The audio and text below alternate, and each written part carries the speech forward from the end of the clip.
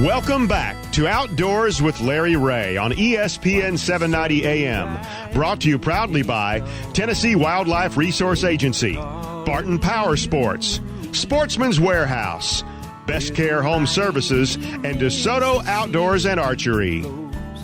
Hey, good Saturday morning. Welcome back to Outdoors with Larry Ray as we close out today's fastest 90 minutes in outdoor radio programming. And I know Ron Wong knows that this show has been a blitz, right, Ron?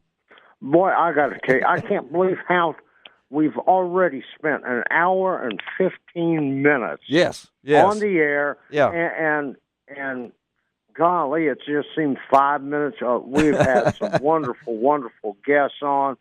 And starting out with Bob Brown from Lou's. Way back, it seemed like it was yesterday. Our buddy Mark Menendez.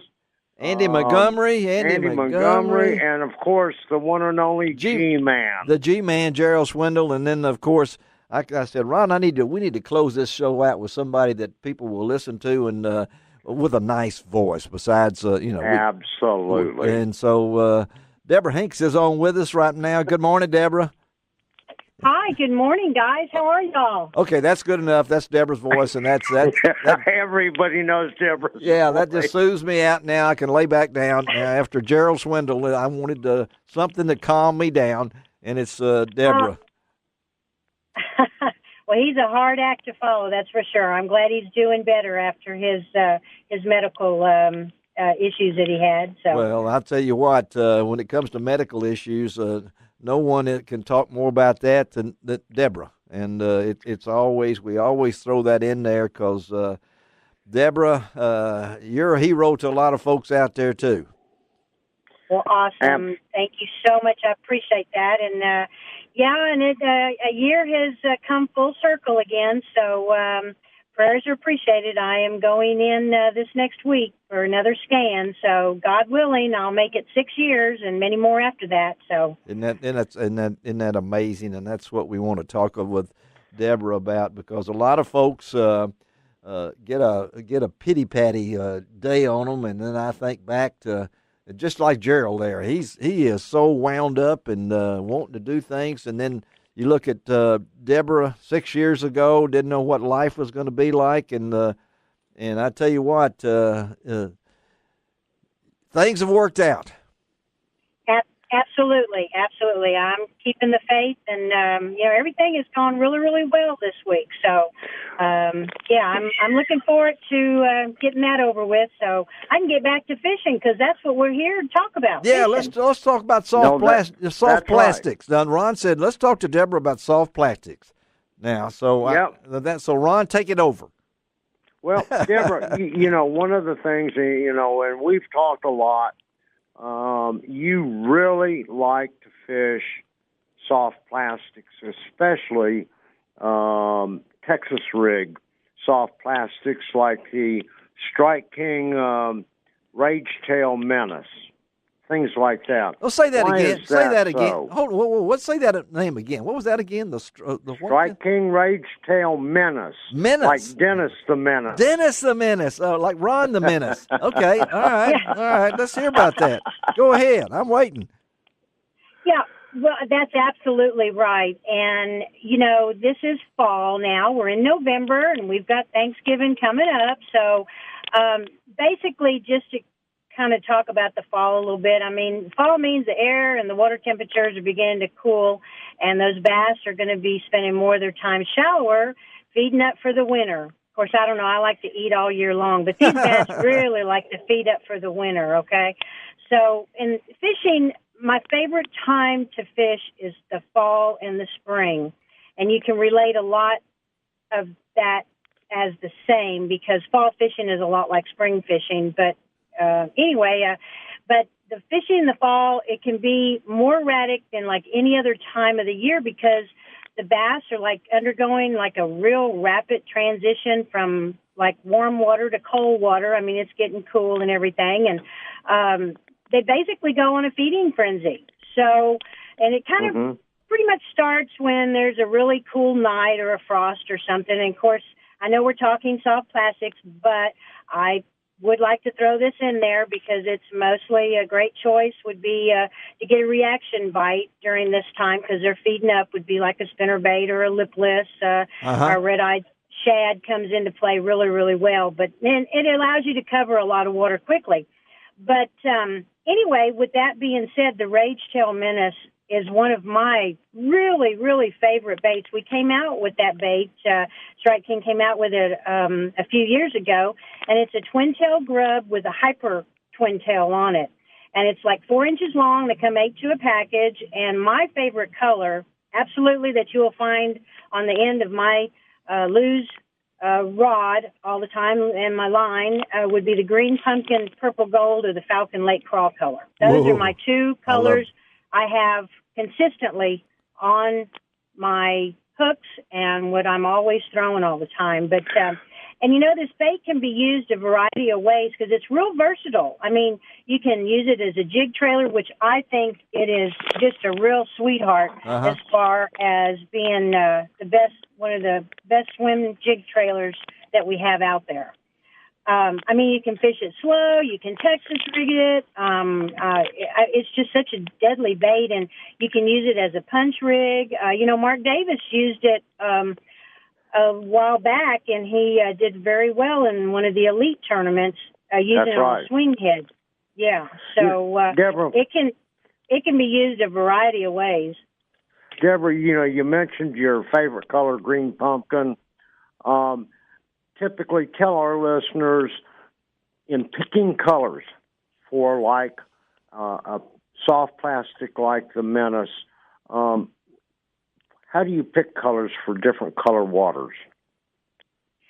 Well, with fishing the clear water, which I have that down here on South Texas, some of the lakes I fish, and even Falcon Lake, but for the lake that I've been fishing a lot lately, which has fairly clear water. And then we've got Lake Amistad, which is a lake that I fish quite a bit. I like the lighter, natural-looking colors, which would be the green pumpkin. And this particular bait that we have, a color that we have, has got that purple and gold flake in it. And I have found traveling, that's the one thing that I found out going on tour years ago, that anything with purple in it on clear water is just deadly. Yes.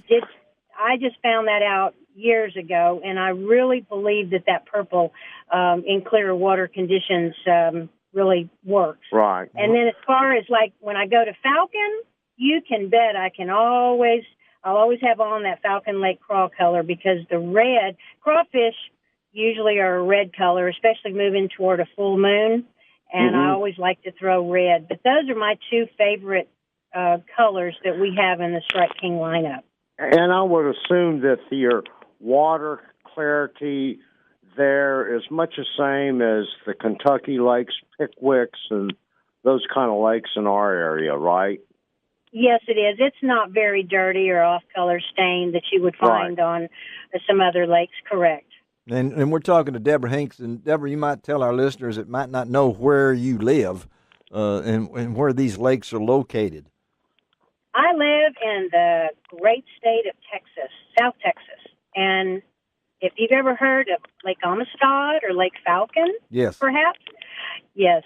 So I live in South Texas, and I love it down here. Born and raised here. And so you can be at one of those lakes. Which one is your favorite lake? Because I hear so many different things about these two lakes. My favorite lake would be Falcon. That's Absolutely. what I thought. Yeah, hands down. Yeah, hands down. Yeah, and I know that. And when she says South Texas, folks, this is South Texas. Okay, this is you're about as South Texas as you can get, right? Pretty much. I mean, you can drive all day and never get to the border. Texas is a big state. It's a big state. I love it here. And Keith Combs talked earlier about so. Ron, we've got two people from Texas on today. I just now realized that, and that's one over our limit. You know, so and the great thing about it is that the Bassmasters Classic in 2017 is going to be visiting here, and that's just going to be incredible. In fact, I really believe that this will be the largest turnout that Bass has ever had at one of the classics, because it's going to be in Houston, Texas, and on Lake Conroe will be the competition. It's gonna blow all the other classics out of the water as far as attendance. Why do you think that? Why do you think that? Because of major area? The major area, and this is Texas. Everybody's ready for a classic. They're going to all come, Ron, and I'm going to be there as well. And Ron will too. Ron will too. And by the way, as a tease to all of our listeners, we're going to be using Debra for a lot of our interviews that we will be doing that will go out on lroutdoors.com. Yes, yeah. As we walk through the Classic Expo, where all of the major fishing tackle manufacturers and vendors are. You can't wait. I'm going to be I hope to be utilizing Debra to do the interviews, and I'm not going to say a thing because I think that our listeners and viewers on the website would much rather see a pretty lady than listen to me. Well, that's for true. Sure. Hey, Debra, thank you. We got to get out of here. Appreciate you, girl. I hope you have a great weekend, and we'll talk again. All right? Well, if I may say this in closing, after the election this week, I'm proud to be an American. God bless America. Okay, Debra. Thank you, bud. All right. Bye-bye. Debra Hengst. We almost got through this. All right. Yeah, let me tell you about next week's show, and then Ron will be back in a couple of weeks. Frank Barton will be our co-host. We're going to talk to Emily Deegan. She's from St. Hugh Clothing. That's outdoor clothing for women. Tom Benson of the Tennessee Aquarium. Eric Braddock of Fraybill about the new bait can that they've got out with Fraybill. Oh, cool. And Chas McLean of Field and Stream Clothing. They've got some wonderful news. Field and Stream has gone into the clothing industry. And then we're going to talk to Xavier Fairley of Prairie Life down in Mississippi, a wonderful place if you're looking for a place to go kill a deer, spend some time. Prairie Wildlife right there in West Point, Mississippi. And then we're going to close out the show with our regular Drake waterfowl report. So that's all on next week's show, Outdoors with Larry Ray. Ron, I can't thank you enough for your insight and helping us put this show together.